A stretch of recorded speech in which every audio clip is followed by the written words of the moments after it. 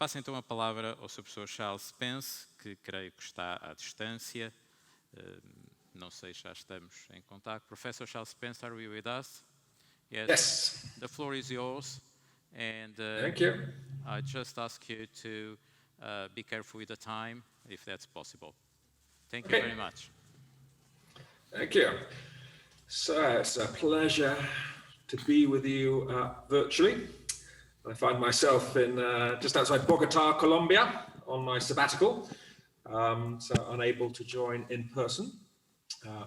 But I'm very happy over the next 45 minutes to share some of the research that we have been doing around the senses, the multisensory, and wine, and thinking about how to better market wine experiences, building on the past research, building on neuroscience, and how things may develop in the near future. So with that, I will disappear, but I will now share my screen and audio so you can see my slides. Let me just, there we go. So now you should be able to see my screen.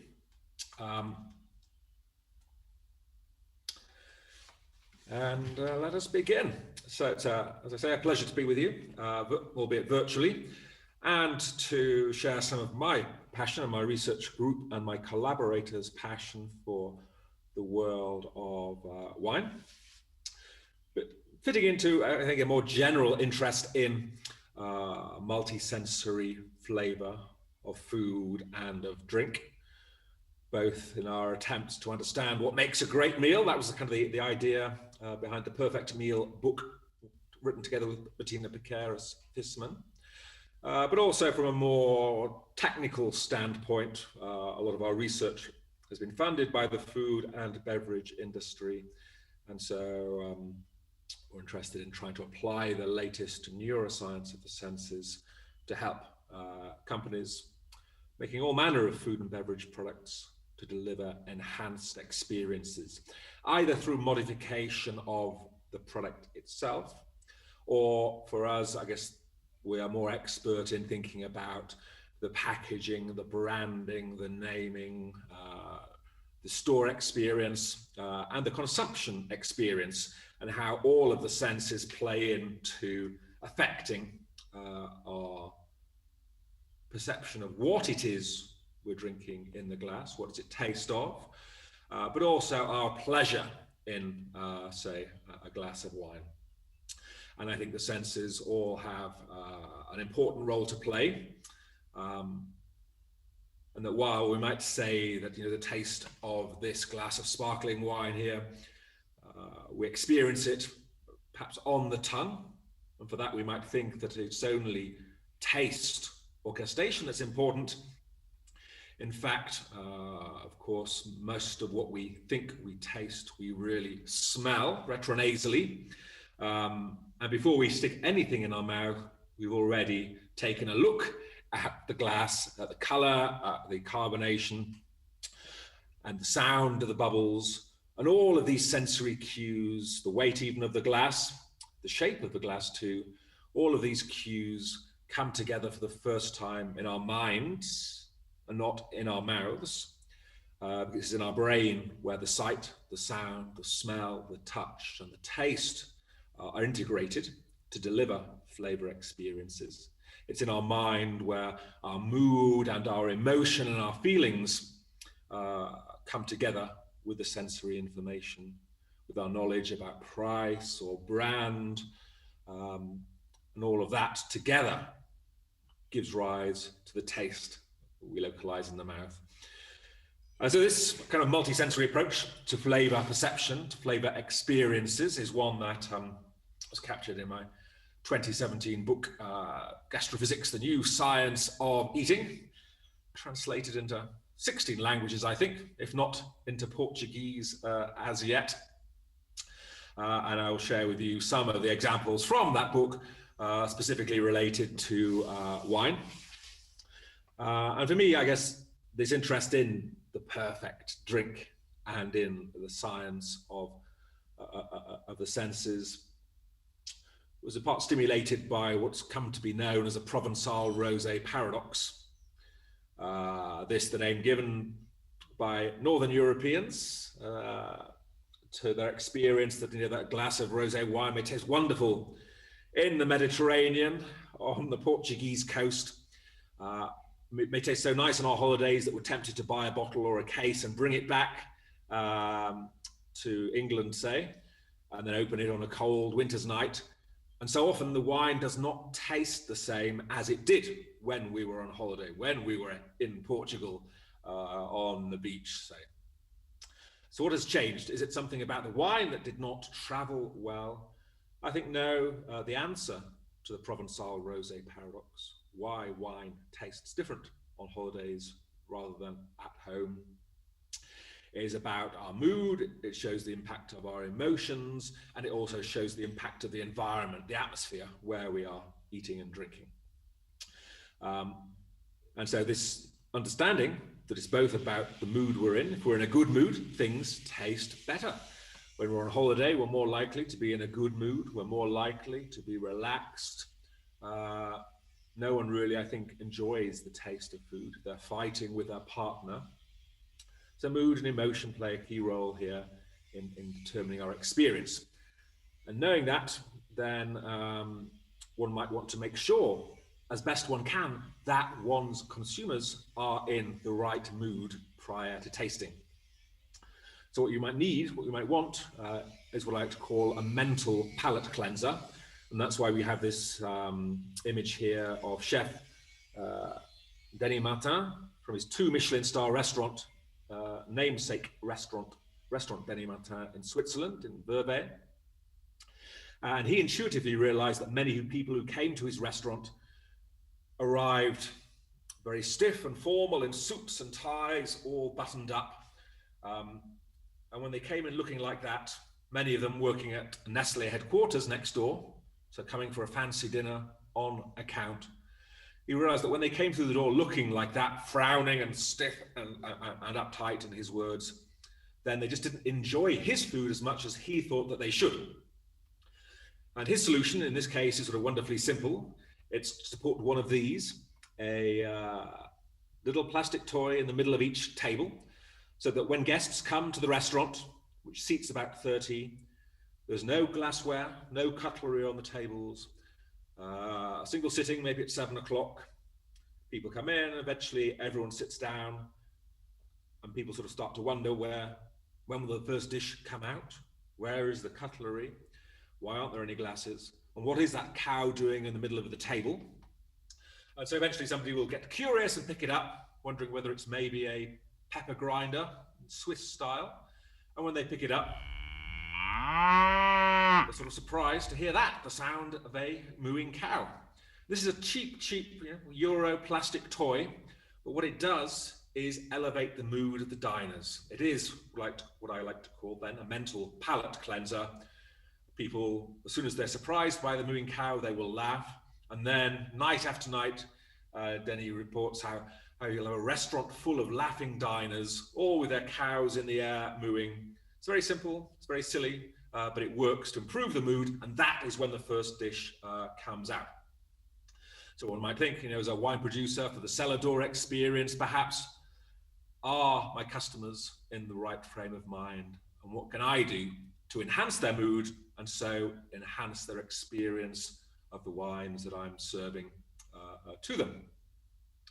The other part of the Provençal rosé paradox, I think, is that when we're on holiday, hopefully the sun is shining, we may be listening to the sound of the sea, of the seagulls, smelling the salty sea air, and none of us really think that those atmospheric sounds and scents and sights and temperature affect taste, but they do. And that was something that we demonstrated together with top chef Heston Blumenthal here from the Fat Duck in Bray in England. And that insight that you could make seafood taste significantly better by capturing the sounds of the sea led to the development of this dish, which has been the signature dish on what was the world's #1 restaurant, the Sound of the Sea seafood dish. a dish that comes to the table looking like the seashore with sand and foam, seaweed, and some sashimi in there. And on the other hand, the waiter in this 3 Michelin-starred restaurant brings a conch shell with some earbuds. And when you put those earbuds in, you hear this. So I hope you can hear the sounds of the sea.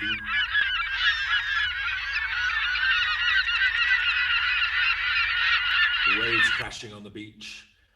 And by putting those earphones in the restaurant, it both sort of isolates you, and for a single course, diners are kind of silent. They're not talking, they're not distracted. They're really focusing on the food, thinking about whether that sound enhances or changes the taste of their dish.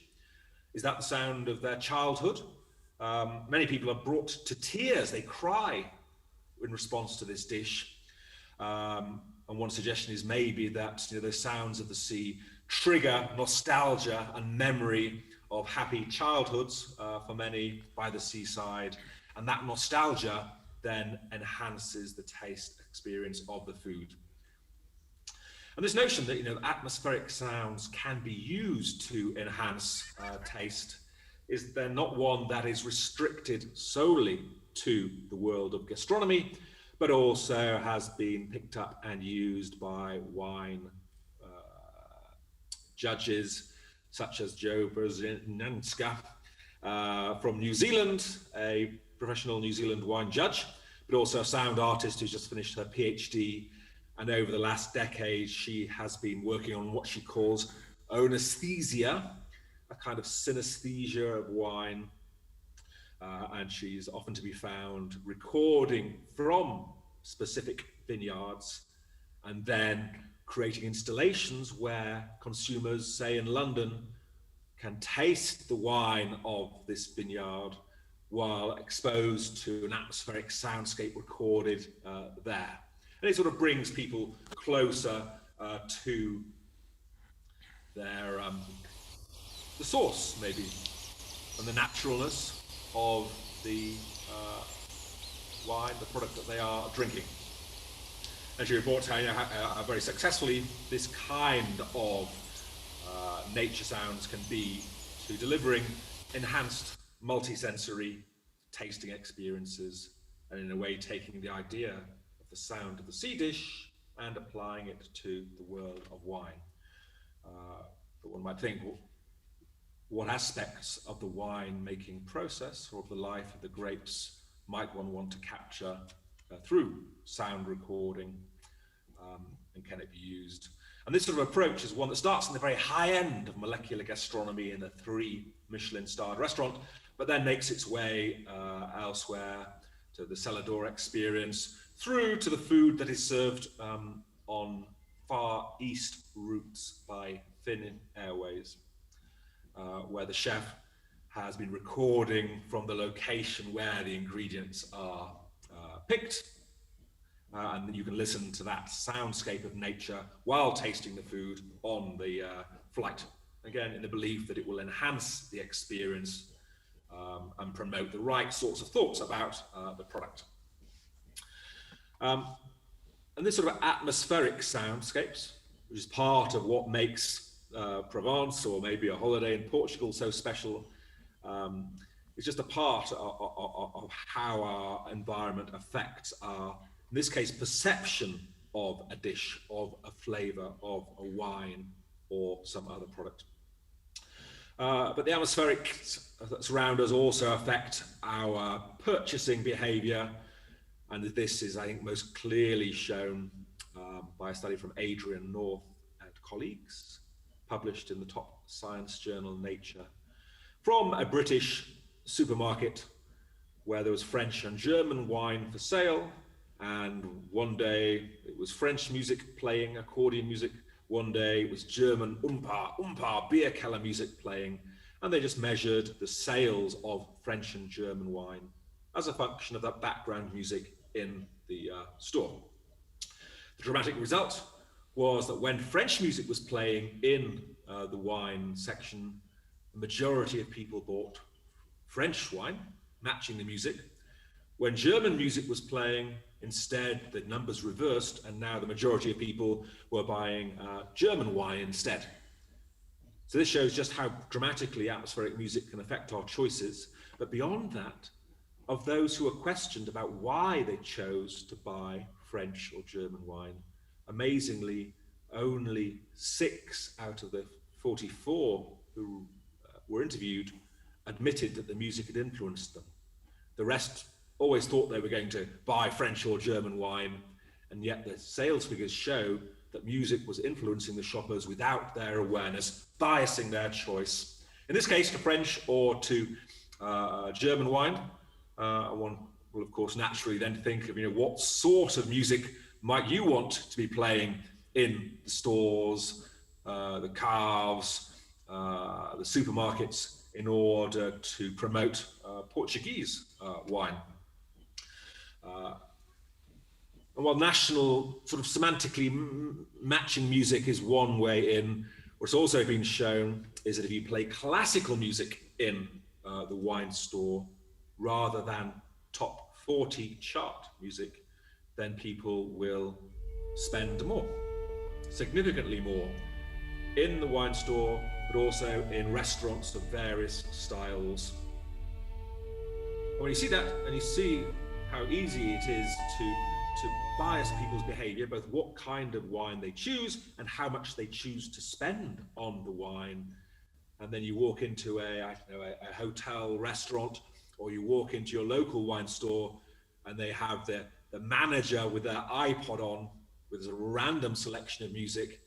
I want to sort of tell them, don't you realize how important the music is to consumer behavior, and why are you not optimizing the music playing in the background to bias shoppers in the way that would be most beneficial, to spend most or to buy a particular kind of product.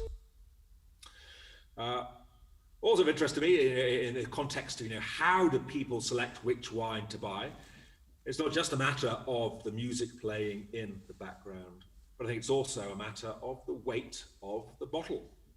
And again, there are insights here for the wine producer, for the wine marketeer, based on our research from the Oxford Wine Company store, where we weighed 600, I think it was 400 or 600 bottles, every single bottle in the store, and tried to see if there was a correlation between the weight of the wine bottle and the price of the product, to try and substantiate the claims that you find in the wine literature, such as in the wine trials from Goldstein and colleagues, where they write, these Bogle bottles are hefty and their weight is a nice feature, one that often tricks people into thinking the wine is more expensive than it really is. Is that true? The heavier the bottle, the better the wine appears to taste, or the more expensive at least?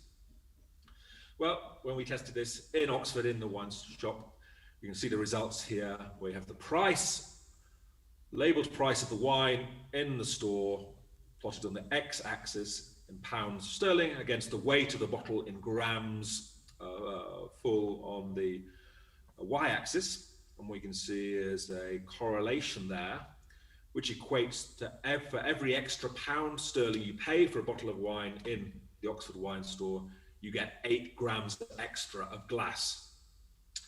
And that's once you realize that there is this correlation there, it makes sense of consumers' behavior in the store, where sometimes they'll search around for a bottle and then they may pick up a couple, and you sort of see them doing something like this, almost trying to pick up slight differences in weight between the bottles, which will not directly tell you about the quality of the wine, but they seem to have internalized this weight equals quality notion.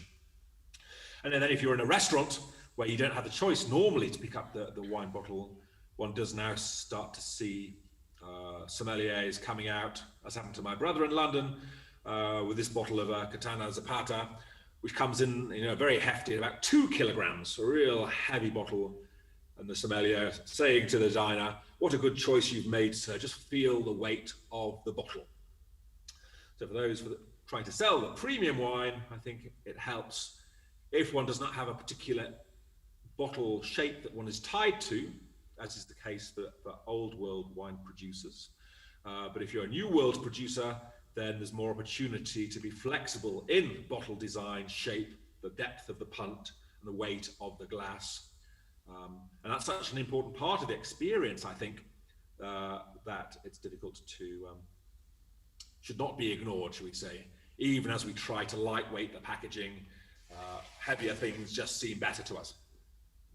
Beyond that, once we've got decided which bottle we like, the heavy one, the shopper will then have to open that bottle of wine, and in a collaboration with APCOR in Portugal a couple of years ago, we worked to look at what impact the sound of a cork-stoppered bottle opening has on the ratings and the experience and the mood of wine writers, so experts and just regular consumers. We conducted an event in London with about 130, 140 people from memory, served 2 wines, Malbec from Argentina, and asked people to taste the wine, to rate the wines. But before they did that, they could hear a sound like that, the sound of a cork-stopper bottle being opened, or like that. Or they could hear the sound of a screw-cap bottle being opened. And the wine was poured, and what the results showed was that even though people were tasting exactly the same 2 wines, if they heard the sound of a cork-stoppered bottle opening, they rated the wine as significantly higher in quality. Than they also thought the wine was more appropriate for a celebration, and they themselves were in a slightly but significantly better mood as a result of hearing a cork bottle opened, or actually themselves opening a cork-stoppered bottle and then tasting the wine. So here, the sound of the packaging, cork versus screw cap, is also an important part of the experience, setting our expectations, at least in Europe. Perhaps the answer we have got might have been different if we tested in Australia or in California, where screw cap closures are more popular for the high end. And beyond the sound, of opening, I think also all these other subtle sounds play a role, such as the sound of pouring, the sound of the fizz, the sound of the bubbles, something that's been hinted at by writers and food scientists for a couple of decades now. Here, Harry Lawless writing, "I often think I can tell something about the quality of a fine champagne by listening to the fizz. Many small bubbles give off a higher pitched fizz than the gross, clumpy, fat bubbles of a club soda." Is that true? Can you tell what kind of bubbles your sparkling wine has, or even if it is sparkling wine, simply by the sound of pouring? Well, we've addressed that question by recording the sounds of champagne, of Prosecco, and of sparkling water. You hopefully heard one of those 3 sounds. There, another one. And there, the 3rd. And we found that people were significantly better than chance at discriminating the champagne from the Prosecco and the sparkling water based only on the sound of the bubbles. And so if you realize how important those sounds can be, then you can do as Krug Champagne have done with this, which is, I think, one of the nicest champagne bubble sounds around, in a marketing campaign from a few years ago, where they sold the bottle of Krug Champagne together with a shell you see here.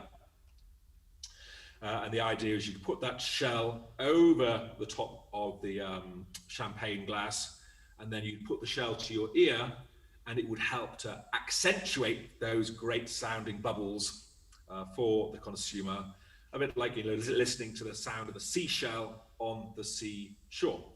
This is a nice example then of design and of marketing coming together with the neuroscience built on the sound of the product, setting expectations of quality, enhancing the mood potentially, and improving the taste experience.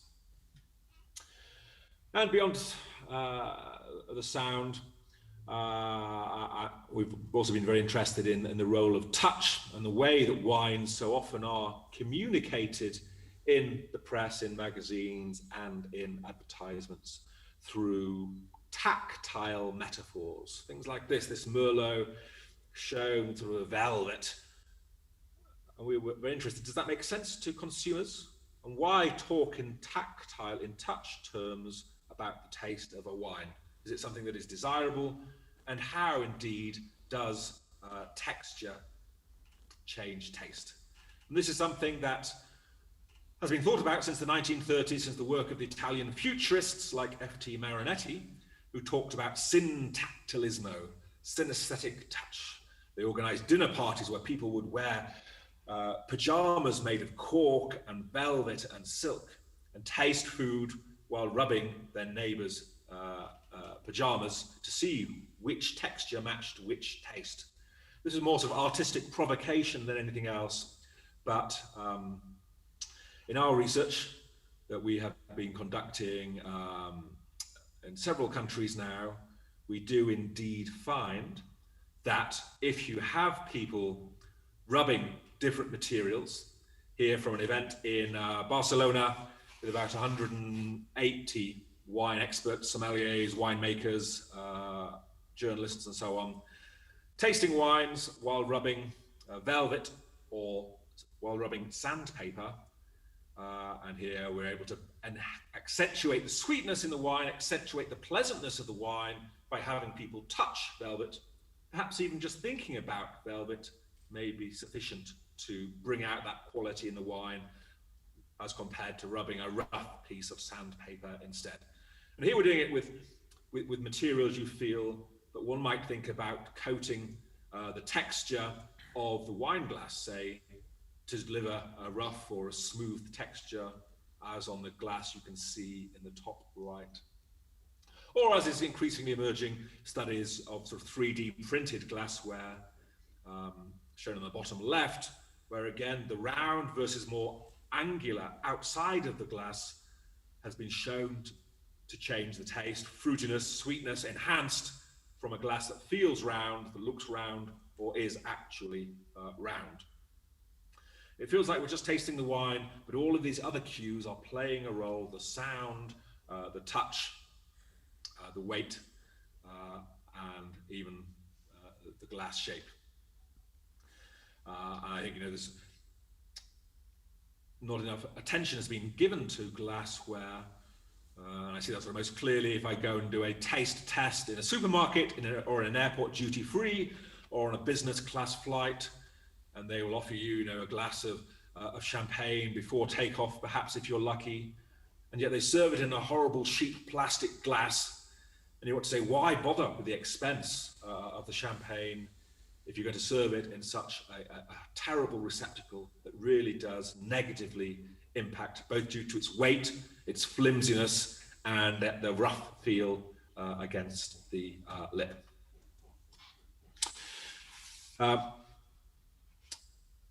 What else is there? I think sight is clearly important.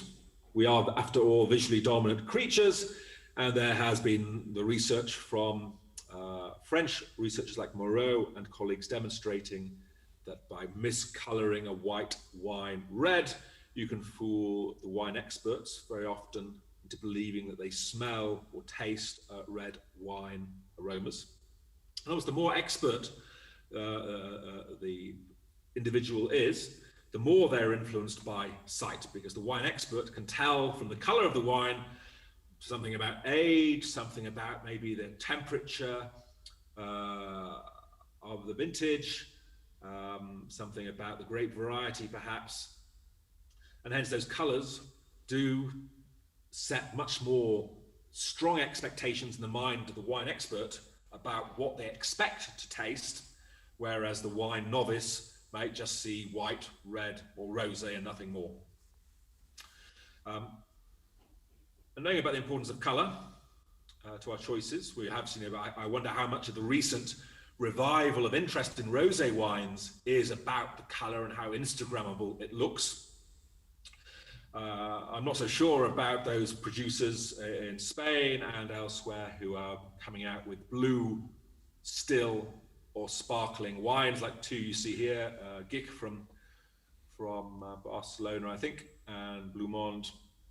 Certainly it will stand out on the shelf and capture people's attention, but I really do worry, what does that colour, what expectations does it set in the mind of the consumer? Probably not good ones about the taste or flavour. So while you might get people to buy this as a one-off, I'm not sure it will be a long-term success.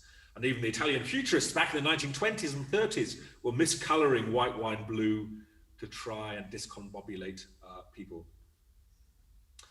And this sort of power of, the colour of wine on our taste perception is a well-studied multi-sensory phenomenon from neuroscience, and it works. I can't give you any wine today, but it works much like in this video, where if you look at the face on the left, you will hear the person saying one thing.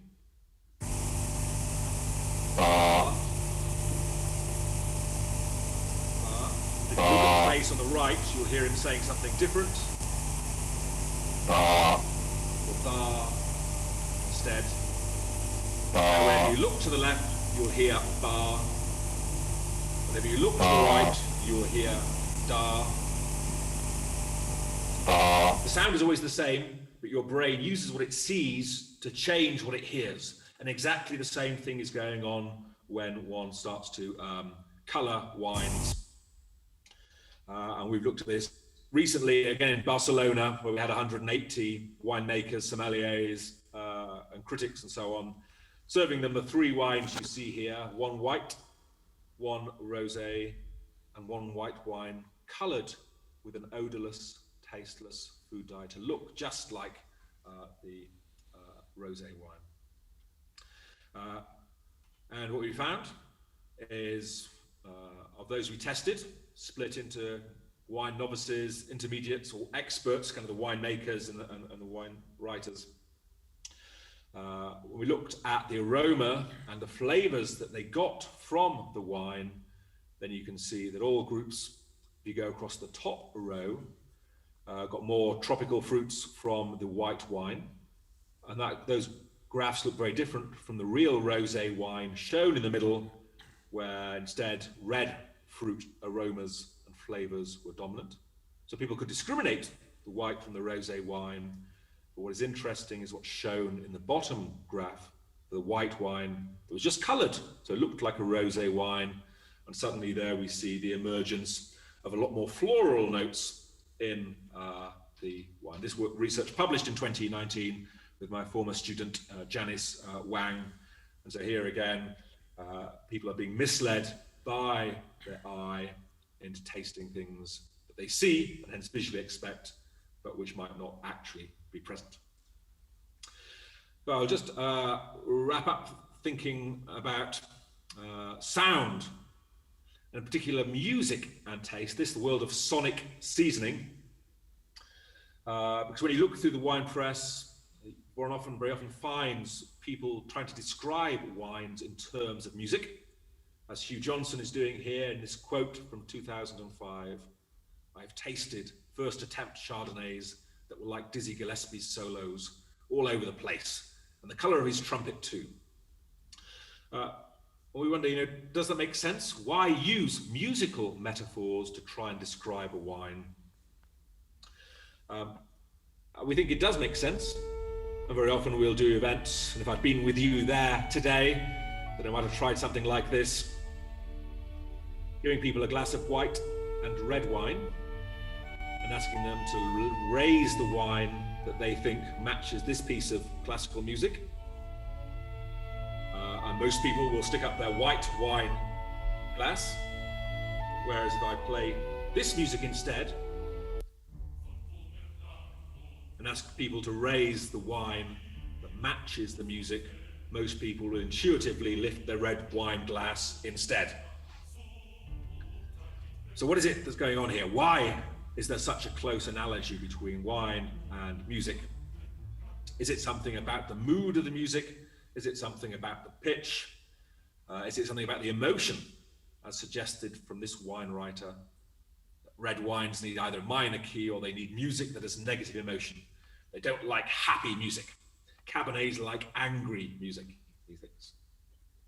Well, we've been doing a large number of tasting events and experiments in, leave that one, such as this one, together with the what was the Antique Wine Company in London. So some very high-end wines, retailing at £300 or £400 a bottle, and we served those 4 wines while listening to 8 different pieces of classical music.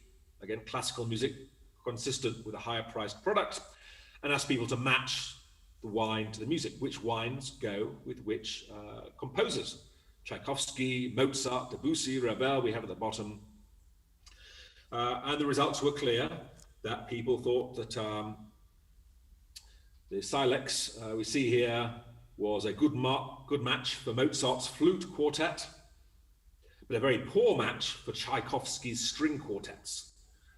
By contrast, when they were tasting, when people were tasting the Chateau Margaux, the sort of Bordeaux red wine, instead, they thought that wine did match much better with Tchaikovsky string quartets.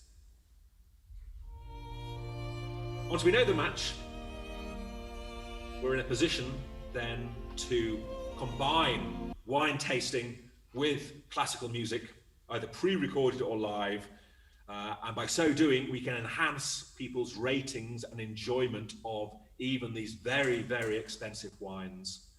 Here from a study we published in 2013, I think, demonstrating that the wines tasted with the matching music, the flute for the white wine, the string quartets for the red wine, was rated as more enjoyable than without music.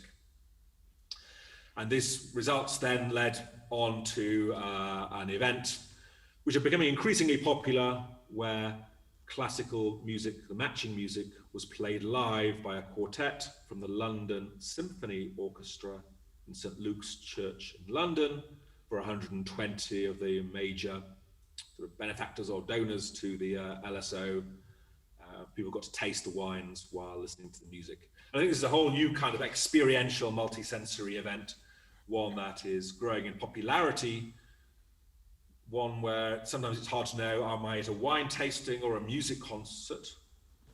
I think it's a whole new way of combining the senses, combining pleasures, and lifting traditional wine tasting into a new exploratory, what we may call a sensorium, a sensesploration of wine.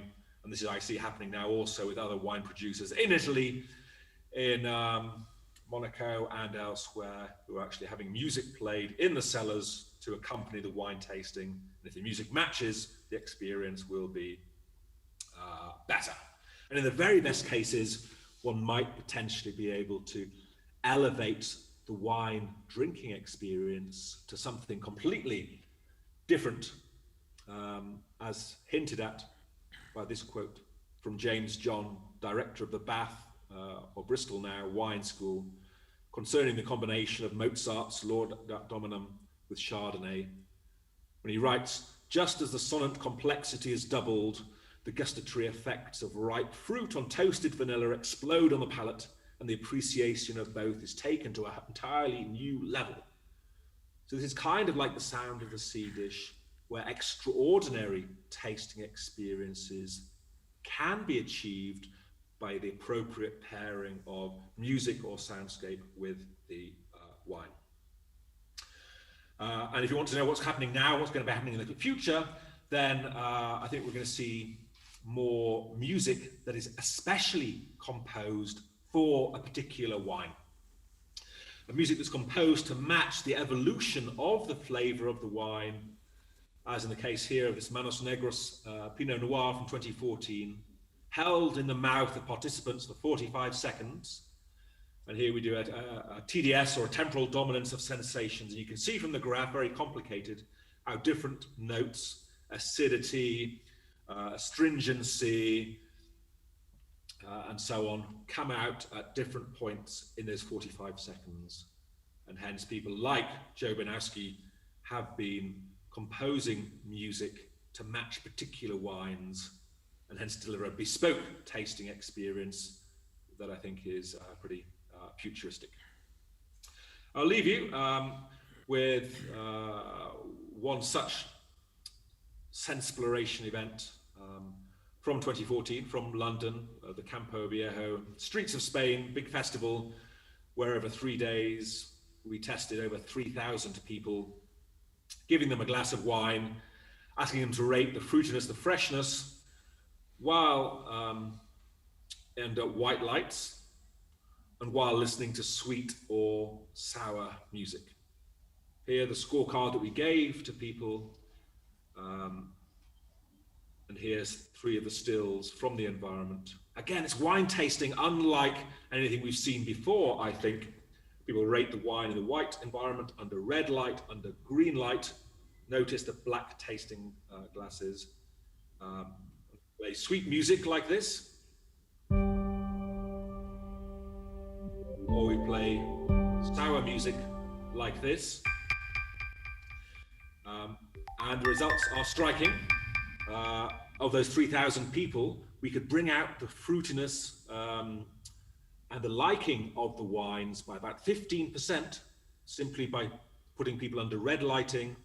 The green lighting brought out freshness and acidity.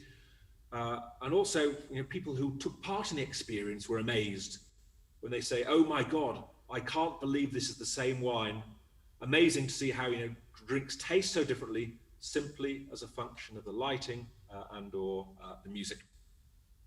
So this is the experience. This is Sensploration at work, done in a public tasting experience, but one might think how it can be translated to the cellar door experience. Again, bringing in music, bringing in color, bringing in texture to engage consumers and wine buyers in a whole different level. I'll leave you with this, the sweetest music ever created. Used it by a Beijing cafe to bring out the sweetness of drinks, and so they can reduce the actual sugar content. Or here, this, the sourest music ever created by Bruno Mars in Argentina, mathematically transformed tango with sour colors, sour shapes to bring out freshness, acidity in a wine. It really works. I'd encourage you to try it at home. And most of these sort of sensplorations or examples of sonic seasoning have been brought to the wine consumer by wine brands, by the likes of Krug or Campo Viejo or wines of Argentina, often delivered either in experiential events, as I've described, or increasingly for wine buyers at home. How can you deliver matching soundscapes or music to enhance the taste of the wines? If you want to deliver a total experience to the consumer and not just the product. Here we see one example of the Krug sensory app, where you could buy the champagne, scan the label, and then get access to a selection of musical choices.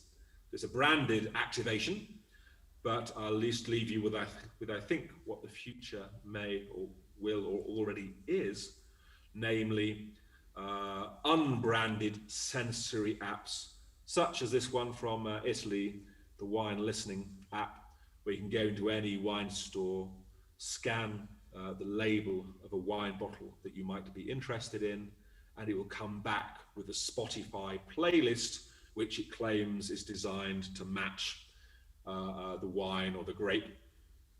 I'm not sure on what basis the matching is done, but I think this idea of sensory apps mediated by our ubiquitous digital technology built on the science of the senses and the neuroscience of the senses will increasingly be used to differentiate wine experiences beyond the setting of the store or the cellar door, but to think about how to optimize the experience for all the senses, both in and outside the glass, using this technology. And with that, I shall finish. Oops. But thank you for your attention, and say that I'm very happy to take any questions.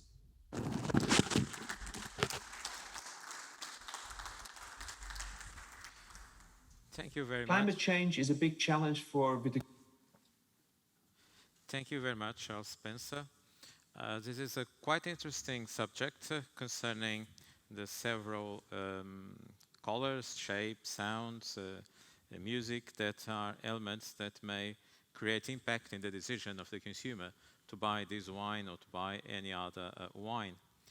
Allow me to say that last week, the European Court of Justice took a decision, very interesting one.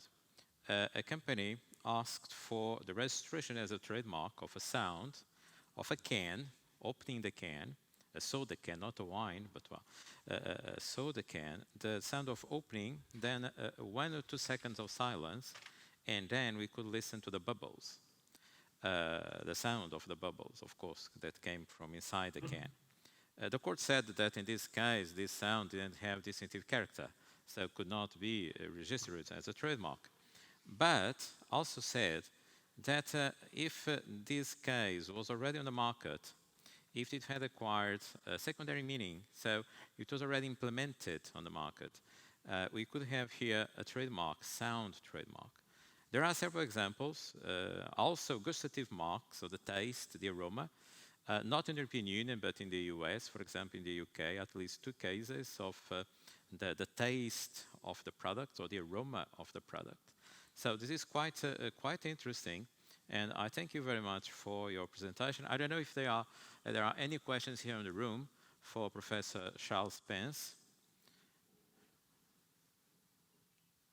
No one? I think you can make the questions in Portuguese, as far as I know. No, if there is no questions, Professor, thank you very much. Your presentation was very clear, so clear that we don't have any other questions for you, and it was really interesting. Thank you for having joined us, and hope to see you soon one of these days. Yes, thank you very much. Bye-bye. Okay.